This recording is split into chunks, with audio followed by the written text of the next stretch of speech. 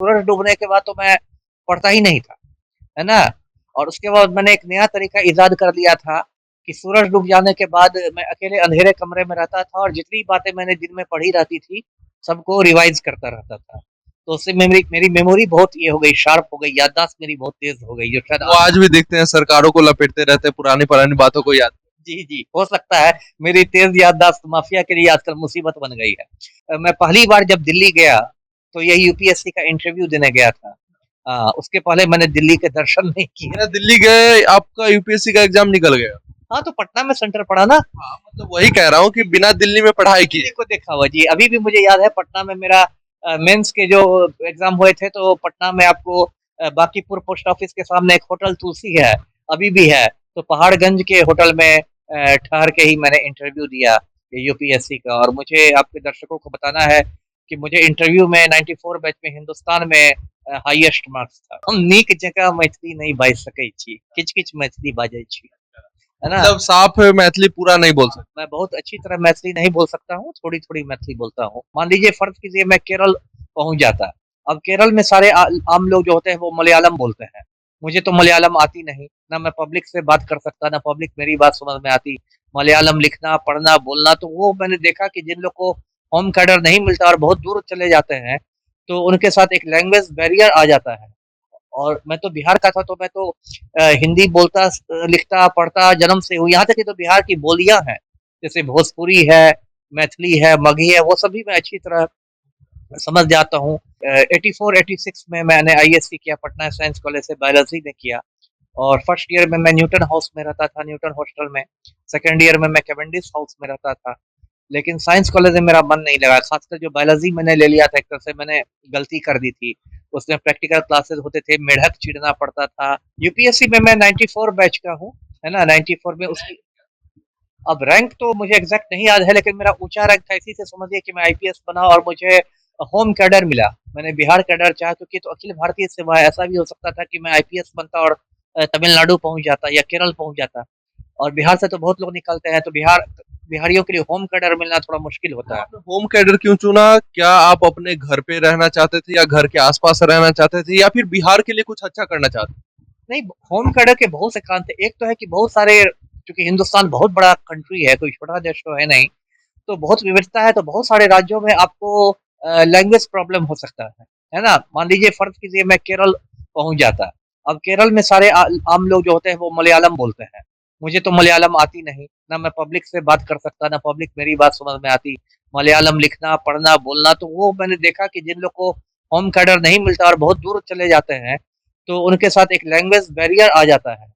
और मैं तो बिहार का था, तो मैं तो हिंदी बोलता, लिखता, पढ़ता जन्म से हूँ। यहाँ तक कि तो बिहार की बोलियाँ हैं, जैसे भोजपुरी है, मैथिली है, मगही है, वो सभी मैं अच्छी तरह समझ जाता हूँ, थोड़ा बहुत बोल लेता हूँ। मैथिली में बोलना को बाजना बोलते हैं। हाँ, बागना बोलते हैं। मैथिली में 2 लाइन कुछ बताएं कि यूपीएससी निकालने के बाद कैसे क्या कुछ हुआ, घर में क्या माहौल था? हम नीक जगह मैथिली नहीं बाजि सकै छी, किछ-किछ मैथिली बाजै छी, है ना? मतलब साफ मैथिली पूरा नहीं बोल सकते। मैं बहुत अच्छी तरह मैथिली नहीं बोल सकता हूँ, थोड़ी-थोड़ी मैथिली बोलता हूँ। तो ख़ैर, और उसका भी बहुत किस्सा है, बहुत लंबी कहानी हो जाएगी, लेकिन मैं आपको सुना देता हूँ, आप एडिट कर देंगे यदि ज़्यादा लंबी बात हो गई तो। तो मैं मैट्रिक में मैं टॉपर था दरभंगा जिले का, और उसके बाद मैं पटना साइंस कॉलेज आ गया। और 84-86 में मैंने आईएससी किया, पटना साइंस कॉलेज से बायोलॉजी में किया। और फर्स्ट ईयर में मैं न्यूटन हाउस में रहता था, न्यूटन हॉस्टल में। सेकंड ईयर में मैं कैवेंडिश हाउस में रहता था। लेकिन साइंस कॉलेज में मेरा मन नहीं लगा, खासकर जो बायोलॉजी मैंने ले लिया था, एक तरह से मैंने गलती कर दी थी। उसमें प्रैक्टिकल क्लासेस होते थे, मेढक चीरना पड़ता था, वो ट्रे आता था सामने में, उसको उसमें पसंद नहीं था। मोम भरा रहता था, उसमें एक मेढक बेहोश रहता था, उसको चीरिए-फाड़िए, वो सब मुझे अच्छा नहीं लगा। तो किसी-किसी तरह मैंने 2 साल काटे। और उसमें अभी भी याद है जो एनआईटी घाट है, गांधी घाट जिसको कहते हैं, न्यूटन हाउस के पीछे पड़ता है, वहाँ मैं शाम में जाके भुट्टा खाते रहता था और बड़ा सोचता रहता था कि कब मुझे ये सब मेढक चिढ़ने से छुटकारा होगा। तो आईएससी के बाद फिर मैं दरभंगा लौट गया। और सीएम कॉलेज है दरभंगा में, बहुत पुराना कॉलेज है, बागमती नदी के बिल्कुल बगल में है। सीएम कॉलेज से मैंने आर्ट्स में किया, बीए किया, हिस्ट्री ऑनर्स। और उसके बाद यूपीएससी में मैंने दिया। और देखिए, मैं इसलिए बोल रहा हूँ कि हो सकता है दर्शकों में कोई ऐसा लड़का या लड़की हो तो उसको जो बहुत सामान्य पृष्ठभूमि से आता हो, साधारण परिवार से हो सकता है उसको प्रेरणा मिले। देखिए मैं लगभग 30 साल पहले की बात कर रहा हूँ, 93 समय मैं तैयारी करता था और उस समय दरभंगा में ऐसी बिजली की स्थिति थी कि मुश्किल से 3-4 घंटे बिजली रहती थी। जी, और देखिए मेरी आँखें बचपन से खराब हो गई थी, तो डॉक्टर ने मुझे कम रोशनी में पढ़ने की मनाही की थी। तो इसी से समझिए कि सूरज डूबने के बाद तो मैं पढ़ता ही नहीं था, है ना? और उसके बाद मैंने एक नया तरीका ईज़ाद कर लिया था कि सूरज डूब जाने के बाद मैं अकेले अंधेरे कमरे में रहता था और जितनी बातें मैंने दिन में पढ़ी रहती थी, सबको रिवाइज़ करता रहता था। तो उससे मेरी मेरी मेमोरी बहुत ये हो गई, शार्प हो गई, याददाश्त मेरी बहुत तेज़ हो गई, जो शायद वो आज भी देखते हैं सरकारों को लपेटते रहते हैं, पुरानी-पुरानी बातों को याद। जी, जी, हो सकता है मेरी तेज़ याददाश्त माफ़िया के लिए आजकल मुसीबत बन गई है। तो ये हो गया। उसके बाद दूसरी बात ये थी कि मैंने कोचिंग नहीं किया। उस समय मेरे मतलब एक मामा जी लगते थे, उनका भी बड़ा एक कोचिंग था इंस्टीट्यूट पटना में ही और कई लोगों ने मुझे कहा भी कि वहाँ कोचिंग करने के लिए, लेकिन मैंने एक चुनौती के रूप में ले लिया कि नहीं मैं दरभंगा में ही रह के करूँगा, मैं कभी दिल्ली नहीं जाऊँगा, कहीं से कोचिंग नहीं करूँगा। और उसमें मुझे लोग बहुत डिस्करेज भी करते थे, जैसा समाज में होता है कि लोग इसके लिए दिल्ली जाते हैं और ये करते हैं, तुम कहीं कोचिंग नहीं करते हो, कैसे? राज्य में जाते हैं और आप कैपेबल थे कि वो दूसरे राज्य में जाकर रह सकते थे। हाँ, उतना तो था कि दिल्ली में रह जाते। लेकिन मैंने एक चुनौती के रूप में लिया कि नहीं मुझे यहीं रह के करना है और मुझे फर्स्ट अटेम्प्ट में ही मैं आईपीएस बन गया और उसकी भी अलग बहुत कहानी है। देखिए मैं पहली बार जब दिल्ली गया, तो यही यूपीएससी का इंटरव्यू देने गया था। उसके पहले मैंने दिल्ली के दर्शन नहीं किए। बिना दिल्ली गए आपका यूपीएससी का एग्जाम निकल गया। हाँ, तो पटना में सेंटर पड़ा ना। हाँ, मतलब वही कह रहा हूँ कि बिना दिल्ली में पढ़ाई किए। दिल्ली को देखा हुआ जी, अभी भी मुझे याद है पटना में मेरा मेंस के जो एग्जाम हुए थे तो पटना में आपको बांकीपुर पोस्ट ऑफिस के सामने एक होटल तुलसी है, अभी भी है। तो होटल तुलसी का एक कमरा लेके मैं एक छोटे से कमरे में रहता था और उसी से मैं देता था परीक्षा और फिर उसी होटल में लौटता था छोटे से होटल में।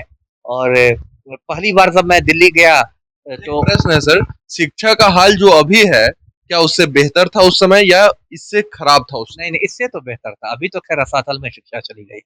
उस समय तक रसातल में हालत खराब थी शिक्षा की, लेकिन रसातल में शिक्षा नहीं गई। रसातल। अब तो रसातल में या रसातल के नीचे कोई तल है तो उसमें भी जा रही होगी।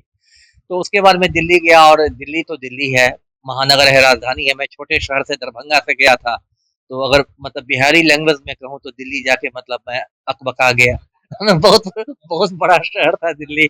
और दिल्ली में पहले जो गया था मतलब इंटरव्यू देने के लिए, मेरे बड़े भाई जो अभी अमेरिका में बहुत ऊंचे पद पर है न्यूयॉर्क में, डॉक्टर हर्षवर्धन दास, वो भी मेरे साथ गए थे कि मुझे लग रहा था अकेले में कैसे जाऊंगा। और फिर हम लोग मध्यम वर्ग के थे तो बहुत ज़्यादा पैसा भी नहीं था कि हम लोग बहुत बड़े होटलों में ठहरते। तो पहाड़गंज में दिल्ली स्टेशन के पास पहाड़गंज है, वहाँ छोटे-छोटे होटल, सस्ते-सस्ते होटल मिलते हैं। तो पहाड़गंज के होटल में ठहर के ही मैंने इंटरव्यू दिया यूपीएससी का। और मुझे आपके दर्शकों को बताना है कि मुझे इंटरव्यू में 94 बैच में हिंदुस्तान में हाईएस्ट मार्क्स था। जी, मेरा इंटरव्यू 45-50 मिनट चला था, जो बहुत उतना लंबा इंटरव्यू बहुत कम लोगों का चलता है। और वो इंटरव्यू हुआ था धौलपुर हाउस में, वो वहाँ यूपीएससी का मुख्यालय है शाहजहाँ रोड दिल्ली में, धौलपुर हाउस, वहीं इंटरव्यू हुआ था। और फिर हमारे यहाँ मतलब मेडिकल चेकअप हुआ, बहुत वो सारे यूपीएससी वालों का होता है, वो राम मनोहर लोहिया हॉस्पिटल में हुआ था। और उस दिन इतनी गर्मी पड़ रही थी, दिल्ली में गर्मी भी बेइंतहा पड़ती है, उस हिसाब से दरभंगा तो काफ़ी कूल है। और मैं उस समय 30 साल पहले तो और कूल था दरभंगा, और ज़्यादा हरियाली थी। तो एकदम मुझे लगता था कि दिल्ली में मैं बेहोश हो जाऊँगा सुबह से शाम तक। तो ख़ैर फिर वहाँ से मैं इंटरव्यू देकर लौटा, फिर रिज़ल्ट आया, फिर आईपीएस बना, फिर मैं। कितने दिनों का प्रोसेस रहा ये एग्जाम देने से लेकर रिजल्ट आना? ये एक लंबा प्रोसेस होता है। देखिए यूपीएससी में कई होता है, एक तो पहले आपको पीटी परीक्षा होती है, प्रीलिम्स जिसको कहते हैं प्रारंभिक परीक्षा। फिर आपका मेन एग्ज़ाम होता है, मतलब रिटन एग्ज़ाम जिसको कहते हैं। फिर आपको इंटरव्यू होता है। तो मान लीजिए जून से शुरू हुआ, मान लीजिए पीटी की परीक्षा, तो होते-होते अगले काफ़ी समय लगता है। मतलब मोटा-मोटी 1 साल लग जाता एक है। एग्जाम पास करने के बाद मन में ऐसा कुछ होता था, काश अगला भी ये हो जाए, मतलब भगवान से मानते हैं ऐसा कुछ या फिर? भगवान को तो विश्वास मेरा नहीं है, लेकिन हाँ, टेंशन तो रहता ही है। आपका नहीं है कि आपके घर में किसी का नहीं? हम 3 भाइयों का तो नहीं है, बहनों की बात में मेरे